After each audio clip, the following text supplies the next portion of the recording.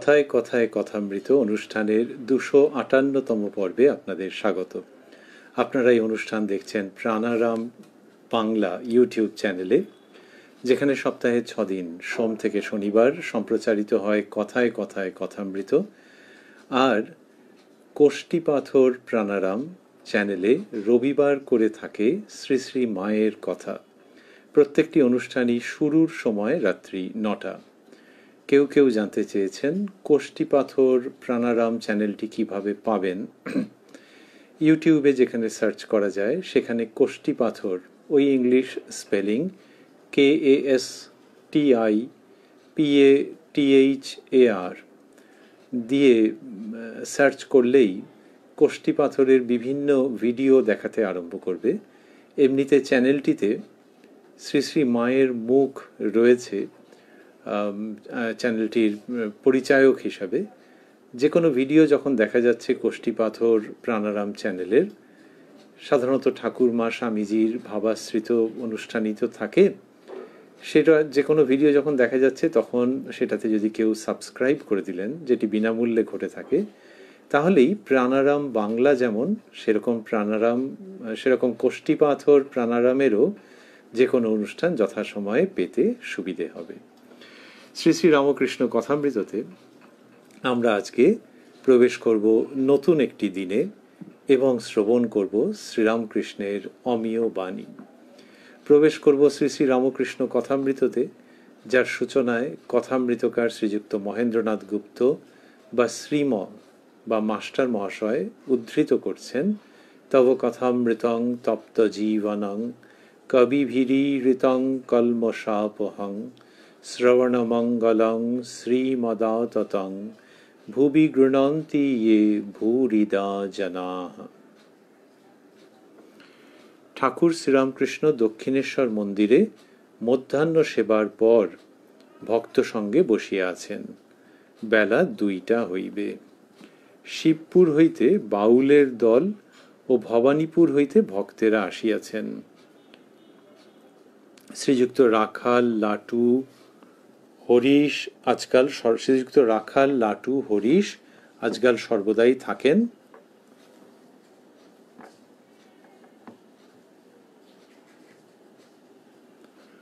ঘরে বলরাম মাস্টারও আছেন। আজ রবিবার 3রা অগস্ট 1884, 20শে শ্রাবণ, শুক্লা দ্বাদশী, ঝুলন যাত্রার দ্বিতীয় দিন।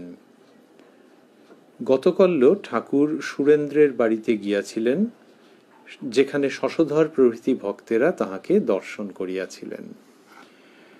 আমরা এই যে 3রা অগস্টের প্রসঙ্গ শুনছি, এর আগে গতদিন আমরা শুনেছি, মানে গতকাল কথামৃততে এর আগের যে তারিখটি ছিল, অর্থাৎ 3রা জুলাই 1884। তার মানে প্রায় 1 মাস পরের একটি দিনের বিবরণ মাস্টারমশাই দিচ্ছেন। সেখানে তিনি জানাচ্ছেন যে ঠাকুর দক্ষিণেশ্বর মন্দিরে মধ্যাহ্ন সেবার পর ভক্ত সঙ্গে বসে আছেন, বেলা 2টো হবে। শিবপুর থেকে বাউলের দল ও ভবানীপুর থেকে ভক্তেরা এসেছেন। আর বললেন যে গতকাল ঠাকুর সুরেন্দ্রের বাড়িতে গিয়াছিলেন, তার মানে 2রা অগস্ট 1884, যেখানে শশধর প্রভৃতি ভক্তেরা তাহাকে দর্শন করিয়াছিলেন। তাহলে সেই দিনের প্রসঙ্গ নেই, সম্ভবত মাস্টারমশাই সেদিন উপস্থিত ছিলেন না। আজকে এই যে শিবপুর থেকে বাউলের দল ও ভবানীপুর থেকে ভক্তেরা এসেছেন, এদের সঙ্গে শ্রীরামকৃষ্ণের কথা হচ্ছে। মাস্টারমশাই লিখছেন, ঠাকুর শিবপুরের ভক্তদের সম্বোধন করিয়া কথা কহিতেছেন। শ্রীরামকৃষ্ণ ভক্তদের প্রতি, কামিনী কাঞ্চনে মন থাকলে যোগ হয় না। যোগ শব্দটি মাস্টারমশাই স্থূলাক্ষরে দিয়েছেন। কামিনী কাঞ্চনে মন থাকলে যোগ হয় না। সাধারণ জীবের মন লিঙ্গ, গুহ্য ও নাভিতে। সাধ্য সাধনার পর কুলকুণ্ডলিনী জাগ্রতা হন। ইড়া, পিঙ্গলা আর সুষুম্না নারী। সুষুম্নার মধ্যে 6টি পদ্ম আছে। সর্বনিচে মূলাধার, তারপর স্বাধিষ্ঠান, মণিপুর, অনাহত, বিশুদ্ধ ও আজ্ঞা। এইগুলিকে ষটচক্র বলে। কুলকুণ্ডলিনী জাগ্রতা হলে মূলাধার, স্বাধিষ্ঠান, মণিপুর এইসব পদ্ম ক্রমে পার হয়ে হৃদয় মধ্যে অনাহত পদ্ম সেইখানে এসে অবস্থান করে। তখন লিঙ্গ, গুহ্য, নাভি থেকে মন সরে গিয়ে চৈতন্য হয় আর জ্যোতি দর্শন হয়। সাধক অবাক হয়ে জ্যোতি দেখে আর বলে, এ কি, এ কি? ষটচক্র ভেদ হলে কুণ্ডলিনী সহস্রার পদ্মে গিয়ে মিলিত হন। কুণ্ডলিনী সেখানে গেলে সমাধি হয়। বেদ মতে এসব চক্রকে ভূমি বলে, সপ্তভূমি। হৃদয় চতুর্থ ভূমি, অনাহত পদ্ম দ্বাদশ দল। এইরকম ভাবে শ্রীরামকৃষ্ণ এই বর্ণনা দিয়ে যাচ্ছেন। তারপর বলছেন, বিশুদ্ধ চক্র পঞ্চম ভূমি। এখানে মন উঠলে কেবল ঈশ্বর কথা বলতে আর শুনতে প্রাণ ব্যাকুল হয়। এ চক্রের স্থান কণ্ঠ, ষোড়শ দল পদ্ম। যার এই চক্রে মন এসেছে, তার সামনে বিষয় কথা, কামিনী কাঞ্চনের কথা হলে ভারী কষ্ট হয়। ওরূপ কথা শুনলে সে সেখান থেকে উঠে যায়। তারপরে আরও যে মনের স্থানগুলি, সেগুলি শ্রীরামকৃষ্ণ বর্ণনা করবেন। আমরা শুনছি তার শ্রীমুখে এই অপূর্ব আধ্যাত্মিক জাগরণের প্রসঙ্গ। বললেন প্রথমেই যে কামিনী কাঞ্চনে মন থাকলে যোগ হয় না। যোগ শব্দটিকে শ্রীরামকৃষ্ণ কি সুন্দর নিজের মতো করে বুঝিয়েছেন, যে নিক্তির উপরের কাঁটা আর নিচের কাঁটা। উপরের কাঁটা আর নিচের কাঁটা এক সরলরেখায় থাকলে সেইটি যোগ। পরমাত্মা আর জীবাত্মা যখন মিলিত হন, যখন সঠিক সম্মিলন ঘটে তাদের, তখনই যোগ বা যোগের অবস্থা। এখানে বলছেন, আজকে শুনছি আমরা ৩রা অগস্ট 1884 প্রসঙ্গ, কামিনী কাঞ্চনে মন থাকলে যোগ হয় না। তারপরে বলছেন, সাধারণ জীবের মন লিঙ্গ, গুহ্য ও নাভিতে, তার মানে নিচের দিকে, এই যেগুলি তন্ত্রের মধ্যে আছে এই প্রসঙ্গ। আর শ্রীরামকৃষ্ণ বলছেন বেদ মতে এসব চক্রকে ভূমি বলে। চক্রগুলির কথা বলবেন। তা বললেন যে সাধারণ জীবের মন লিঙ্গ, গুহ্য ও নাভিতে। সাধ্য সাধনার পর কুলকুণ্ডলিনী। কুলকুণ্ডলিনী কোথায় থাকেন? কুলকুণ্ডলিনী থাকেন ওই একেবারে সুষুম্নার মূলে। তিনি যখন জাগ্রত হন, শ্রীরামকৃষ্ণ বলছেন সাধ্য সাধনার পর কুলকুণ্ডলিনী জাগ্রতা হন। ইড়া, পিঙ্গলা আর সুষুম্না নারী। সুষুম্নার মধ্যে 6টি পদ্ম আছে। সর্বনিচে মূলাধার, ওই যে মূলাধারে থাকেন কুলকুণ্ডলিনী। সর্বনিচে মূলাধার, তারপর স্বাধিষ্ঠান, মণিপুর, অনাহত, বিশুদ্ধ ও আজ্ঞা, এগুলিকে ষটচক্র বলে। এইবারে কুলকুণ্ডলিনী যখন জাগ্রতা হচ্ছেন, তখন তাঁর গতিপথ বর্ণনা করা হচ্ছে। বললেন, কুলকুণ্ডলিনী জাগ্রতা হলে মূলাধার, স্বাধিষ্ঠান, মণিপুর এইসব পদ্ম ক্রমে পার হয়ে হৃদয় মধ্যে অনাহত পদ্ম সেইখানে এসে অবস্থান করে। তখন লিঙ্গ, গুহ্য, নাভি থেকে মন সরে গিয়ে চৈতন্য হয়। যখন কুলকুণ্ডলিনী হৃদয়ে অবস্থান করছেন অনাহত পদ্ম মধ্যে, তখন লিঙ্গ, গুহ্য, নাভি থেকে মন সরে গিয়ে চৈতন্য হয় আর জ্যোতি দর্শন হয়। সাধক অবাক হয়ে জ্যোতি দেখে আর বলে, এ কি, এ কি? ষটচক্র ভেদ হলে ওই যে বললেন যে মূলাধারের পর স্বাধিষ্ঠান, মণিপুর, অনাহত, বিশুদ্ধ ও আজ্ঞা, এই ষটচক্র। এবারে বলছেন ষটচক্র ভেদ হলে কুণ্ডলিনী সহস্রার পদ্মে গিয়ে মিলিত হন, মানে মস্তকে। কুণ্ডলিনী সেখানে গেলে সমাধি হয়। এইসব কথা শ্রীরামকৃষ্ণ অন্যত্র শিখিয়েছেন, বলেছেন। বেদ মতে এসব চক্রকে ভূমি বলে, সপ্তভূমি। হৃদয় চতুর্থ ভূমি, অনাহত পদ্ম দ্বাদশ দল। ওই হৃদয়ে সেই দ্বাদশ দল পদ্মের অবস্থান। বিশুদ্ধ চক্র পঞ্চম ভূমি। এবারে বললেন যে এখানে মন উঠলে কেবল ঈশ্বর কথা বলতে আর শুনতে প্রাণ ব্যাকুল হয়। এ চক্রের স্থান কণ্ঠ। ষোড়শ দল পদ্ম। যার এই চক্রে মন এসেছে তার সামনে বিষয় কথা, কামিনী কাঞ্চনের কথা হলে ভারী কষ্ট হয়। অরূপ কথা শুনলে সে সেখান থেকে উঠে যায়। এটি বলছেন পঞ্চম ভূমিতে যখন মন আসে। তারপরে বললেন তারপর ষষ্ঠ ভূমি আজ্ঞাচক্র দ্বিদল পদ্ম। এখানে কুলকুণ্ডলিনী এলে ঈশ্বরের রূপ দর্শন হয়, কিন্তু একটু আড়াল থাকে। যেমন লণ্ঠনের ভিতর আলো, মনে হয় আলো ছুঁলাম, কিন্তু কাঁচ ব্যবধান আছে বলে ছোঁয়া যায় না। এটি ষষ্ঠ ভূমি। তারপর সপ্তম ভূমি বলছেন শ্রীরামকৃষ্ণ, তারপর সপ্তম ভূমি সহস্রার পদ্ম। সেখানে কুণ্ডলিনী গেলে সমাধি হয়। সহস্রারে সচ্চিদানন্দ শিব আছেন, তিনি শক্তির সহিত মিলিত হন। শিব শক্তির মিলন। তার আগে যেখানে বলেছেন সহস্রারে সচ্চিদানন্দ শিব, সেই জায়গাটি স্থূলাক্ষরে দেওয়া আছে। তাহলে বললেন যে সপ্তম ভূমি সহস্রার পদ্ম, সেখানে কুণ্ডলিনী গেলে সমাধি হয়। সহস্রারে সচ্চিদানন্দ শিব আছেন। তাহলে ওই মস্তকে যখন কুণ্ডলিনী যখন জাগ্রত হচ্ছেন, যখন তিনি সপ্তম ভূমি সহস্রারে উপনীত হচ্ছেন, তখন সমাধি হয়, জীবের সমাধি, বা যিনি ওই অবস্থায় প্রাপ্ত হয়েছেন। সহস্রারে সচ্চিদানন্দ শিব আছেন, তিনি শক্তির সহিত মিলিত হন, শিব শক্তির মিলন। এবার বলছেন শ্রীরামকৃষ্ণ, সহস্রারে মন এসে সমাধিস্থ হয়ে আর বাহ্য থাকে না, মানে বাহ্য জ্ঞান থাকে না।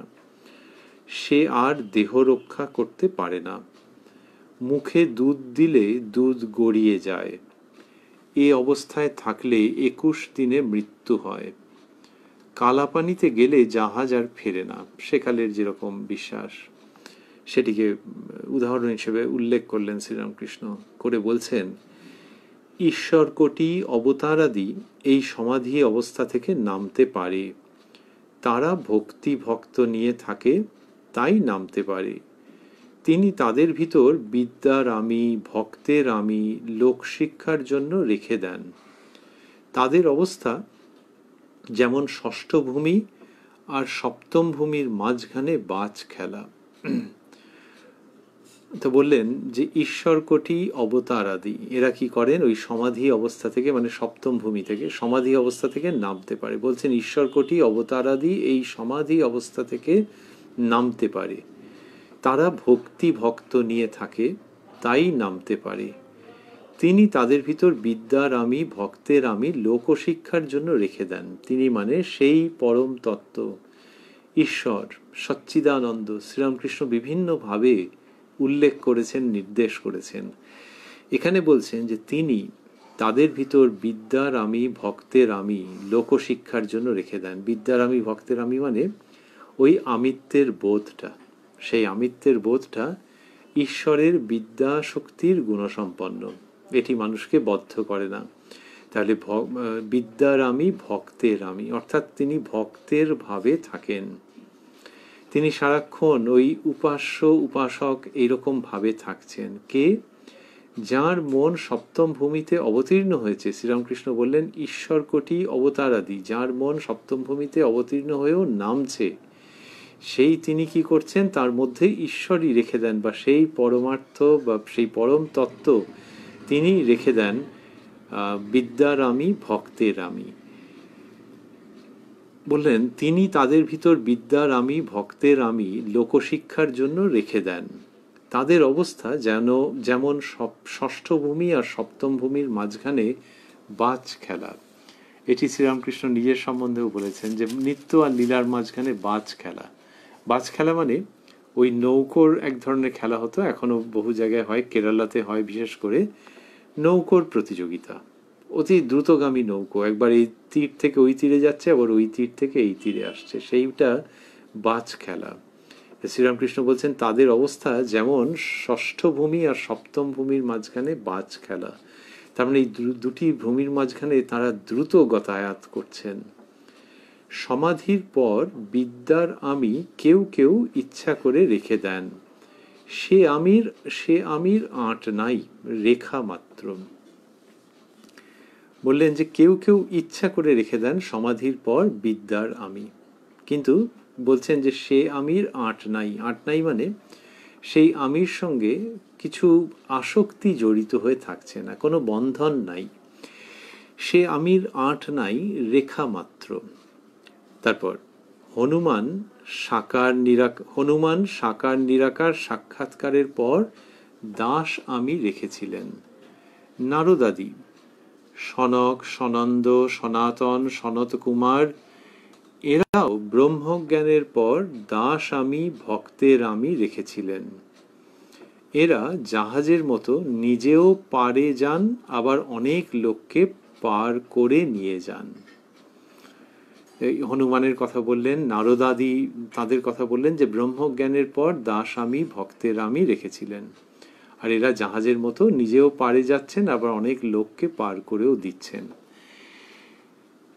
মাস্টারমশাই বলছেন ঠাকুর এই রূপে কি নিজের অবস্থা বর্ণনা করিতেছেন, বলিতেছেন বলে আরো কিছু। তাহলে ওই যে যারা কিনা দাস আমি ভক্তের আমি রেখে দেন, তো কারা? ঈশ্বর কোটি অবতার আদি, তারা এরকম করছেন। আচ্ছা, তাদের তো সবই হয়ে গেছে, ঈশ্বর কোটি অবতার যদি বলা হয়, হ্যাঁ হয়ে গেছে, কিন্তু তবুও তা এই যে অবতার যখন অবতীর্ণ হচ্ছেন, তখন তিনি মানুষের ভাবে সাধনা করছেন, মানুষকে পথ দেখাবার জন্য, উপদেশ দেওয়ার জন্য, নিজের সাধন জীবনের দ্বারা। সেটি করতে করতে যখন তাদের ওই উচ্চতম অবস্থা লাভ হচ্ছে, মন সপ্তম ভূমিতে স্থিত হয়ে যাচ্ছে, তারপরে শ্রীরামকৃষ্ণ বলছেন যে এরা কি করেন, যে এরা বিদ্যার আমি, ভক্তের আমি এগুলি রেখে দেন। দাস আমি, বিদ্যার আমি, ভক্তের আমি, দাস আমি এগুলি রেখে দেন। বা অন্যভাবেও বলছেন অন্যত্র যে তিনি রেখে দেন। তো এটা রেখে দেন কেন? এটি হচ্ছে যে ওই লোকশিক্ষার জন্য। তো তাহলে শ্রীরামকৃষ্ণের অবস্থার সঙ্গে মাস্টারমশাই এটিকে মেলাচ্ছেন যে শ্রীরামকৃষ্ণের মধ্যেও তো এরকম দেখতে পাওয়া যাচ্ছে যে তিনি সেই সর্বোচ্চ অবস্থা প্রাপ্ত হয়েও ওইটাকে অবলম্বন করে, ওই বিদ্যার আমি কি, দাস আমি কি, ভক্ত আমিকে অবলম্বন করে এই জগতে থাকেন। এবং সেটি কি জন্য থাকেন? মানুষের শিক্ষার জন্য। আবার তার মন কখনো কখনো সেই অখণ্ডে লীন হয়ে যায়, তিনি সমাধিস্থ হয়ে যান। অখণ্ডে লীন বলি, সাকার ভাবের পূর্ণ পরাকাষ্ঠায় বলি, সেটা তো আমরা কি করে বুঝবো, কিন্তু ওই মন সমাধিস্থ হচ্ছে, তিনি সমাধিস্থ হয়ে যাচ্ছেন, ভাব সমাধি হচ্ছে শ্রীরামকৃষ্ণের, এক এক সময় মুহুর্মুহু হয়েছে। এটি হচ্ছে সেই বাজ খেলা, নিত্য ও লীলার মধ্যে বাজ খেলা। সেটি শ্রীরামকৃষ্ণের ওরকম হয়, ষষ্ঠ ভূমি আর সপ্তম ভূমির মাঝখানে বাজ খেলা।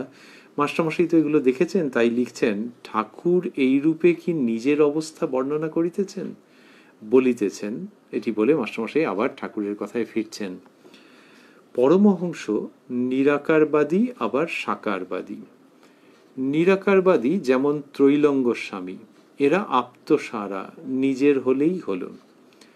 ব্রহ্মজ্ঞানের পরও যারা সাকারবাদী, তারা লোকশিক্ষার জন্য ভক্তি লয়ে থাকে, তারা লোকশিক্ষার জন্য ভক্তি নিয়ে থাকে।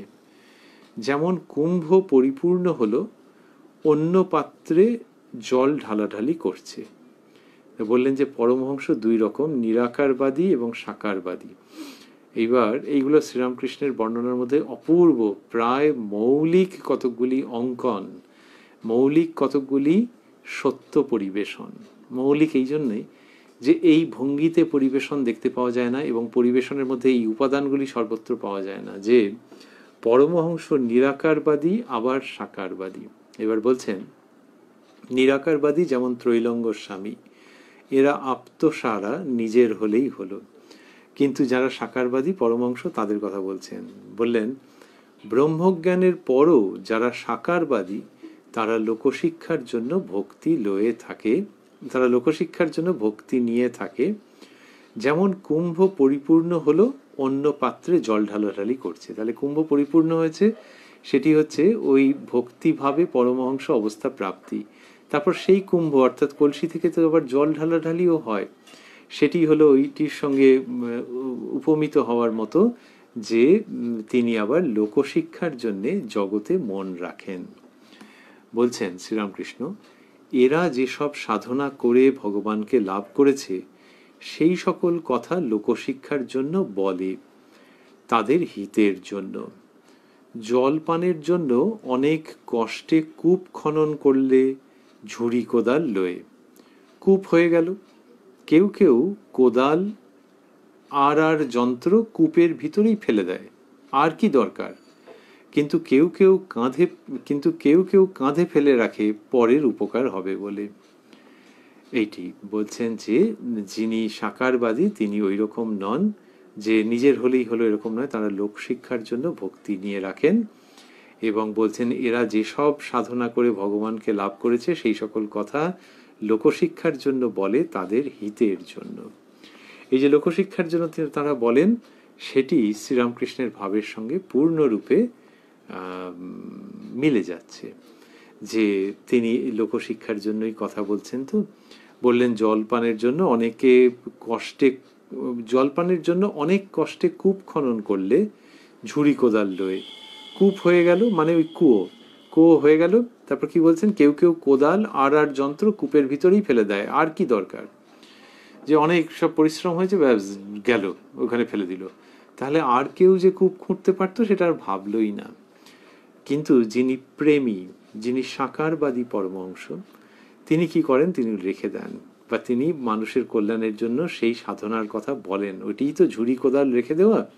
তা বললেন যে কিন্তু কেউ কেউ কাঁধে ফেলে রাখে পরের উপকার হবে বলে। আরো উদাহরণ দিচ্ছেন, কেউ আম লুকিয়ে খেয়ে মুখ মুছে, মানে মুখ মুছে ফেলে আর কি।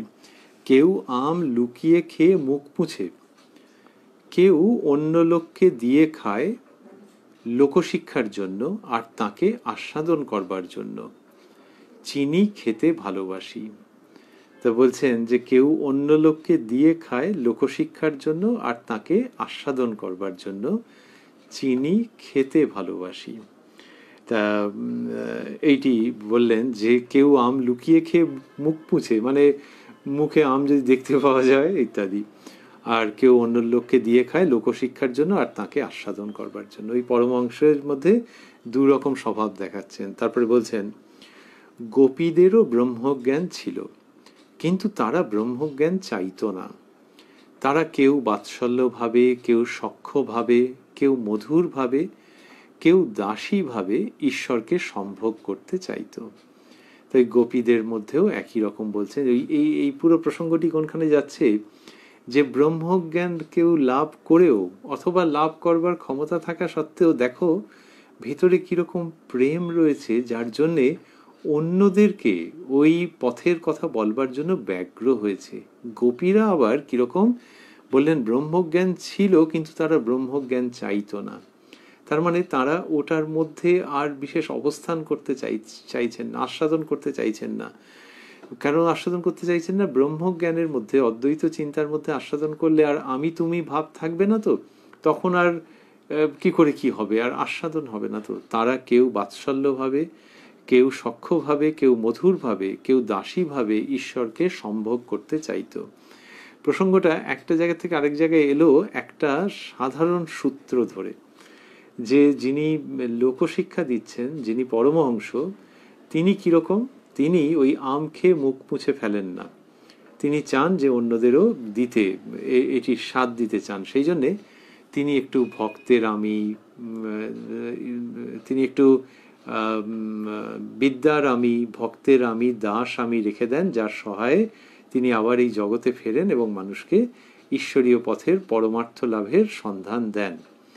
এইভাবে প্রসঙ্গগুলো চলছিল। ওইটি হতে হতে কোথায় চলে আসছে, গোপীদের প্রসঙ্গে। তার মানে শ্রীরামকৃষ্ণ যে দিকটিতে ইঙ্গিত করছেন সেটি হচ্ছে যে ওই যে ব্রহ্মজ্ঞান, সেটা পাওয়ার পরেও কথা আছে, অথবা সেটা যাদের আছে তারা কিন্তু আরেকটা জায়গা খুব পছন্দ করেন, সেইটা শোনো। সেটা হলো মানুষের সঙ্গে এটি ভাগ করে নেওয়া, মানুষের কাছে এটির কথা পৌঁছে দেওয়া। কিন্তু এটা কাদের মধ্যে? এটি হচ্ছে ওই যারা কিনা ওই সর্বোচ্চ বস্তুতে পৌঁছেছেন, হয় দ্বৈতভাবে নয় অদ্বৈতভাবে, সেই তাদের মধ্যে। তার আগে কিন্তু ব্যস্ত হওয়ার প্রসঙ্গ নয়। তো সেই ওই অবস্থায় পৌঁছানোর পর দেখো গোপীদের কিরকম ভাব। এইবার গোপীদের ভাবটাতে আসছেন, কিন্তু ওই যারা কিনা প্রেমী পরমহংস, যারা কিনা সাকারবাদী পরমহংস, তারা ওই সাকারের পথে পূর্ণতা প্রাপ্ত হয়ে তারপর লোকশিক্ষার জন্যে বাণী প্রদান করছেন। তো সেখানে ওই নিরাকারের তুলনায় সাকারের মধ্যে যে একটা আলাদা রকমের ভাব রয়েছে, আলাদা রকমের আনন্দ রয়েছে, আলাদা রকমের আস্বাদন রয়েছে, ওই সাধারণ সূত্রটি ধরে গোপীদের প্রসঙ্গ চলে এলো যে এদেরও যেন ব্রহ্মজ্ঞান ছিল, কিন্তু এরা চাইতো না, তারা ব্রহ্মজ্ঞান চাইতো না, তারা কেউ বাৎসল্যভাবে, এইবার আস্বাদনের প্রসঙ্গে এসে যাচ্ছে, তারা কেউ বাৎসল্যভাবে, কেউ সখ্যভাবে, কেউ মধুরভাবে, কেউ দাসীভাবে ঈশ্বরকে সম্ভোগ করতে চাইতো। এইসব কথা শ্রীরামকৃষ্ণ বলছেন, এই অনন্য প্রসঙ্গ। তারপরে মাস্টারমশাই লিখছেন, শিবপুরের ভক্তেরা গোপীযন্ত্র লইয়া গান করিতেছেন। প্রথম গানে বলিতেছেন, আমরা পাপী, আমাদের উদ্ধার করো। শ্রীরামকৃষ্ণ ভক্তদের প্রতি। ভয় দেখিয়ে ভয় পেয়ে ভজনা প্রবর্তকের ভাব। প্রবর্তকের ভাব মানে যে কিনা সদ্য অগ্রসর হচ্ছে, প্রথম যে এটির মধ্যে এসছে তার ভাব। তো শ্রীরামকৃষ্ণ বলছেন যে ভক্তদের প্রতি বলছেন, ভয় দেখিয়ে ভয় পেয়ে ভজনা প্রবর্তকের ভাব। ভয় দেখিয়ে মানে ওই যে পাপী, উদ্ধার করো, এইটা তিনি পছন্দই করছেন না। পছন্দ করছেন না মানে শুধু এই নয় যে তার ওটা রুচিতে নেই, শুধু তা নয়, তিনি হচ্ছে যে ভক্তরা ওই ভাব কেন অবলম্বন করবে। তা বললেন যে ভয় দেখিয়ে ভয় পেয়ে ভজনা প্রবর্তকের ভাব, তাকে লাভ করার গান গাও, মানে একেবারে সরাসরি ডিরেক্ট অ্যাপ্রোচ, তাকে লাভ করার গান গাও, আনন্দের গান, রাখালের প্রতি, শ্রীযুক্ত রাখালচন্দ্র রয়েছেন, রাখালের প্রতি। নবীন নিয়োগীর বাড়িতে সেদিন কেমন গান করছিল, হরিনাম মদিরায় মত্ত হও, বলে তারপর বলছেন শ্রীরামকৃষ্ণ আবার, কেবল অশান্তির কথা ভালো নয়, তাকে লয়ে আনন্দ, তাকে লয়ে মাতোয়ারা হওয়া। এরকম বললেন। এটি শ্রীরামকৃষ্ণ বলেন যে ওই যে গানের মধ্যে এরকম নেতিবাচক ভাব, নিজেকে খাটো করা, ঈশ্বরের কাছে প্রার্থনা করা, কিন্তু নিজের ওই পাপী ভাব, নিজের অক্ষমতা, নিজেকে খাটো করা, এগুলো শ্রীরামকৃষ্ণ একদমই পছন্দ করতেন না। আবারও ভাবছি যে শুধু তার ব্যক্তিগত রুচির প্রসঙ্গ নয়, মানুষের এই যে সঙ্গীত তো একটা বিরাট সাধনা। তো কোথাও বলা হয়েছে যে সর্বশ্রেষ্ঠ সাধনা, যেভাবেই ভাবা যাক না কেন, সেই সঙ্গীতের মধ্যে ওই ভাব কেন থাকবে? খুব তাড়াতাড়ি করে উন্নতি হবে ঈশ্বরীয় আনন্দের ভাব এলে। তাহলে ওই যে পাপি যে বলছিল, বলে এই আনন্দের ভাব, ঈশ্বরীয় আনন্দের ভাবের মধ্যে ঘন ঘন থাকলে তখন মনের পাপ, কলুষ, কালিমা আপনি অপসৃত হয়ে যাবে। শ্রীরামকৃষ্ণ বলছেন যে আনন্দের গান, নবীন নিয়োগীর বাড়িতে সেদিন কেমন গান করছিল, হরিনাম মদিরায় মত্ত হও। এই যেই শ্রীরামকৃষ্ণ এই গানটির কথা বলেছেন, তখন শিবপুরের ভক্তরা কি বলছেন? মাস্টারমশাই লিখেছিলেন যে শিবপুর হইতে বাউলের দল। তো এই শিবপুরের ভক্তেরা, তার মানে এরা গানের মানুষ, তা এই শিবপুরের ভক্ত বলছেন, যেই ঠাকুর ওই গানের প্রসঙ্গ বলেছেন, বলেছেন কেবল অশান্তির কথা ভালো নয়, তাকে লয়ে আনন্দ, তাকে লয়ে মাতোয়ারা হওয়া। গানের একটি পংক্তি, আর তারপরে এই কথা বলেছেন। তারপরে এই শিবপুরের ভক্তরা কি বলছেন? মাস্টারমশাই লিখছেন, শিবপুরের ভক্ত, আজ্ঞা আপনার গান একটি হবে না, আজ্ঞা আপনার গান একটি হবে না। শ্রীরামকৃষ্ণ, আমি কি গাইব? আচ্ছা, যখন হবে গাইব।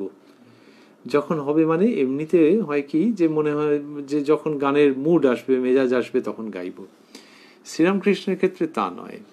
মুড মেজাজ যাই ভাবি না কেন, মুডের মধ্যে ম আছে, মেজাজের মধ্যে ম আছে, কিন্তু দুটিরই উৎস আরেকটি ম, সেটি হচ্ছে মা।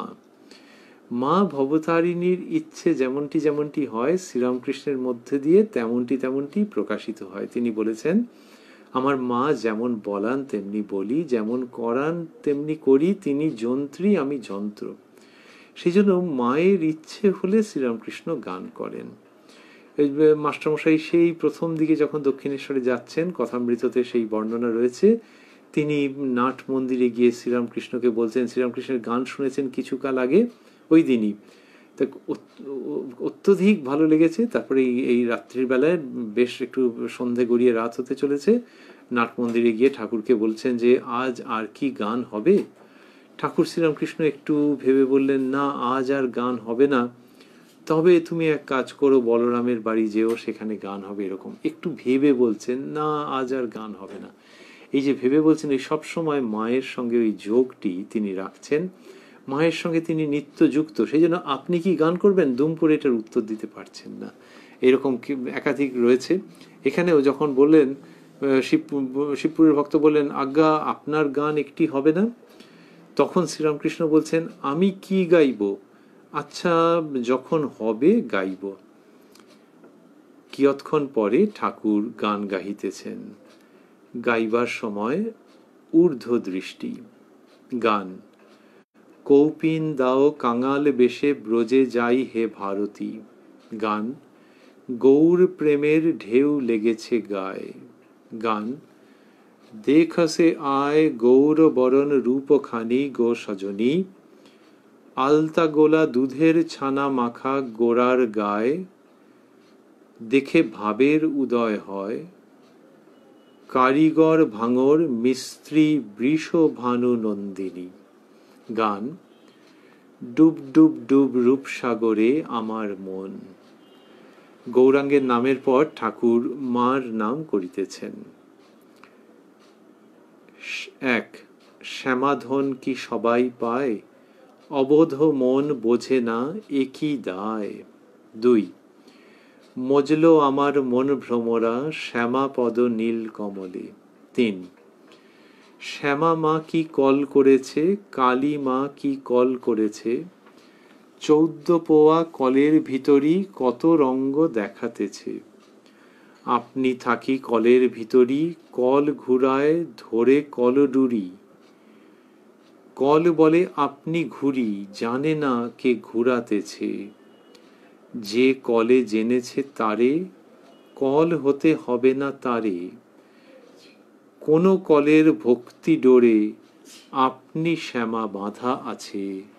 শ্যামা মা কি কল করেছে, কালী মা কি কল করেছে। এই গান গাহিতে গাহিতে ঠাকুর সমাধিস্থ হইলেন। ভক্তেরা সকলে নিস্তব্ধ হইয়া দর্শন করিতেছেন। কিয়ৎক্ষণ পরে কিঞ্চিৎ প্রকৃতিস্থ হইয়া মার সঙ্গে কথা কহিতেছেন। মার সঙ্গে কথা কহিতেছেন স্থূলাক্ষরের দেওয়া আছে। তো এই যে গান, শ্যামা মা কি কল করেছে, কালী মা কি কল করেছে, মানে দেহরূপ যে কল। 14 পোয়া কলের ভিতরই কত রঙ্গ দেখাতেছে। আপনি থাকি কলের ভিতরই, কল ঘুরায় ধরে কলডুরি। কল বলে আপনি ঘুরি, জানে না কে ঘুরাতেছে।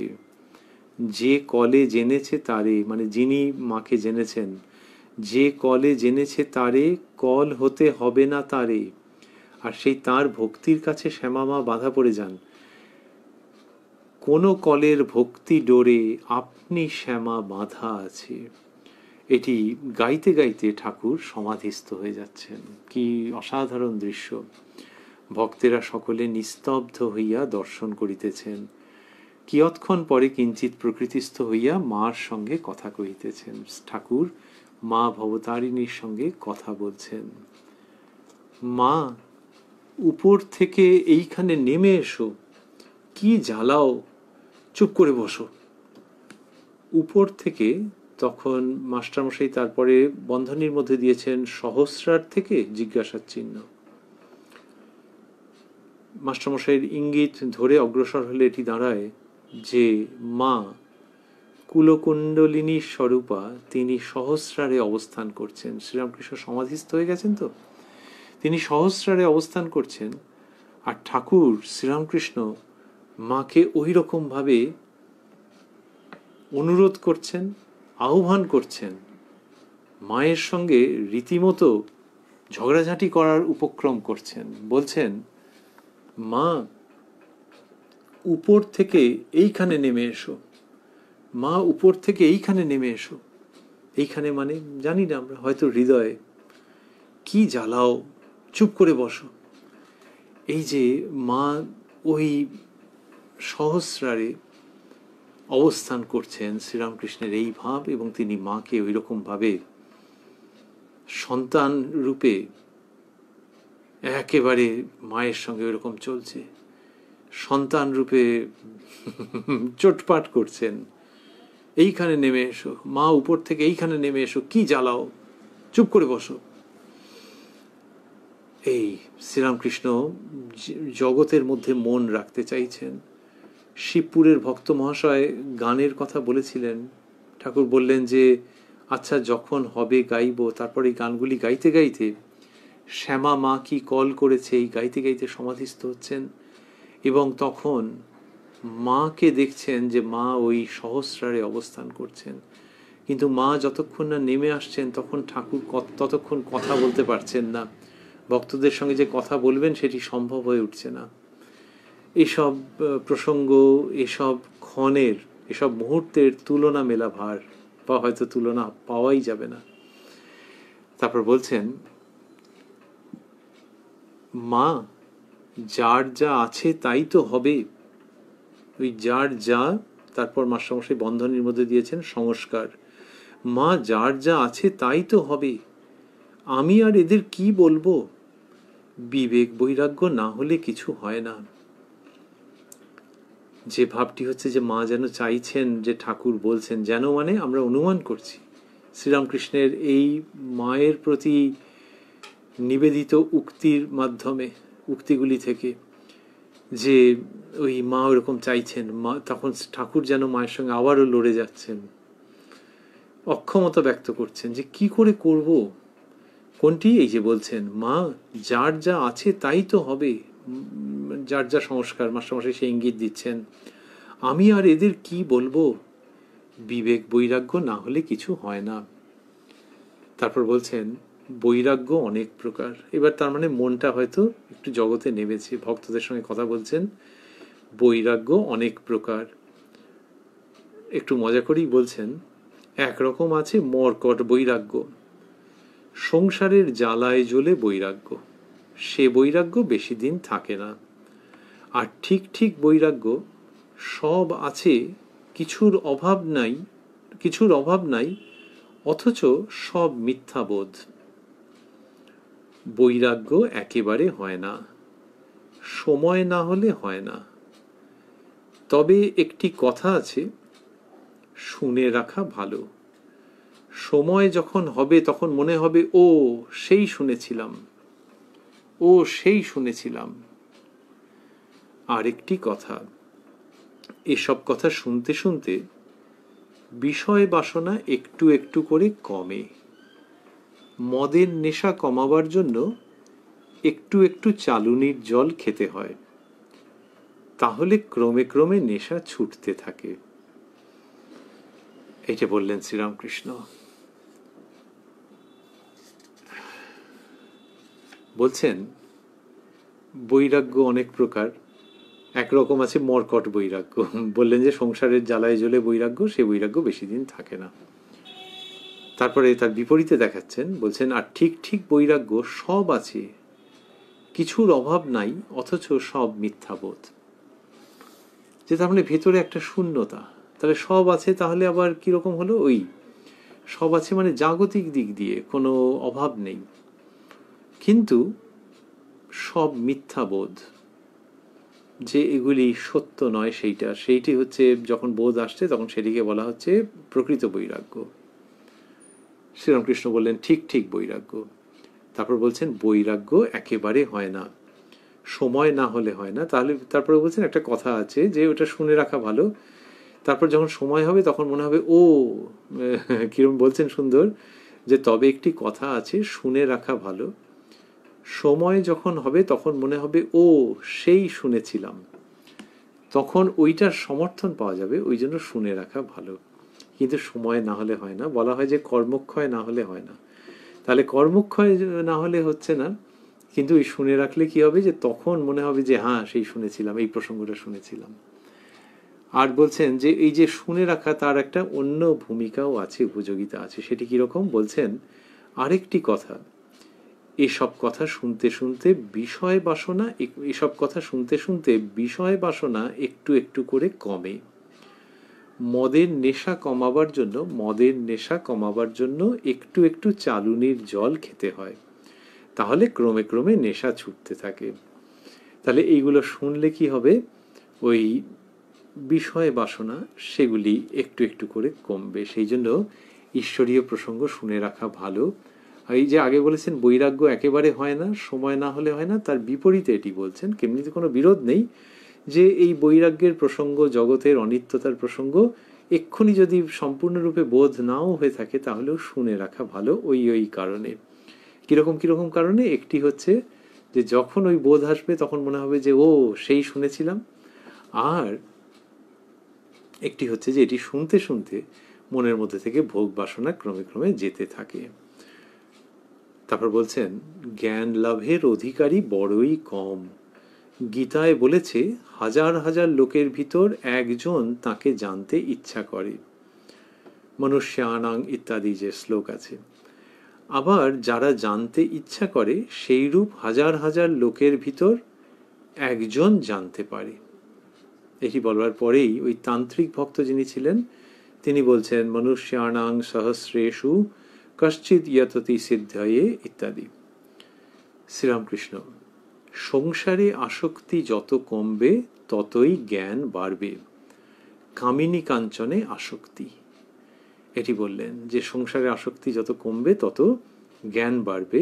এই জ্ঞান বাড়বে মানে তিনি যে শুধু জ্ঞান পথের কথা বলছেন তা নয়, ঈশ্বর সম্পর্কে বোধ অর্থে এটি বলছেন। ওই যে জ্ঞান পথ, ভক্তিপথ, সেই অর্থে আলাদা করে জ্ঞান পথ না, বললেন সংসারে আসক্তি যত কমবে ততই জ্ঞান বাড়বে। কামিনী কাঞ্চনে আসক্তি, যে ওইটিকে ত্যাগ করতে হবে, তাহলে ঈশ্বরের প্রতি আরও মন যাবে, ঈশ্বরের সম্পর্কে বোধ আরও সুদৃঢ় হবে। আর কেউ যদি জ্ঞান পথের পথিক থাকেন তাহলে তাঁরও অগ্রগতি ত্বরান্বিত হবে। আমরা এইখানে থামব, এরপরে প্রেমের প্রসঙ্গ আসবে এবং শ্রীরামকৃষ্ণ যথারীতি অনবদ্যভাবে তার মধ্যে যাবেন, কিন্তু সেটি সামনের দিনে শ্রীরামকৃষ্ণের কৃপা সাপেক্ষে আমরা শুরু করব, যখন আপনাদের সঙ্গে দেখা হবে কথায় কথায় কথামৃত অনুষ্ঠানে, যেটি শুরুর সময় রাত্রি 9টা, প্রাণারাম বাংলা ইউটিউব চ্যানেলে।